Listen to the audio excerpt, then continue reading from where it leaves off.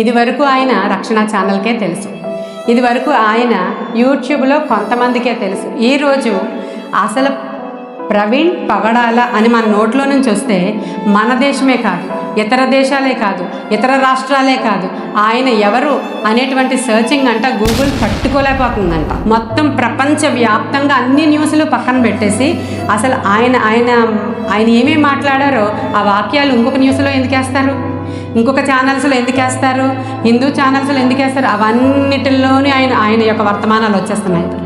మొత్తం world wide ఆయన ఎవరో తెలిసిపోయింది. ఇది వచ్చి ఎవరైనా బుర్ర పెట్టి అరిచినా ఎవరో వినరు. ఆయన జీవితకాలం అంతా బ్రతికినా కూడా ఆయన సగం మందికే తెలుస్తారు. ఆయన చనిపోయిన తరువాత ఆయన రక్తము మాట్లాడుతూ ఉంది. ఇది శ్రమలో ఉన్నటువంటి బ్యూటీ.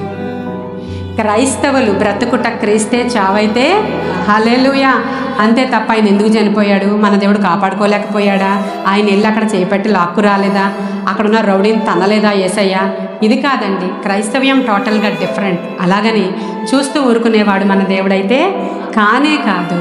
దీనిలో ఎంతో అర్థం ఉంటుంది, పరమార్థం ఉంటుంది.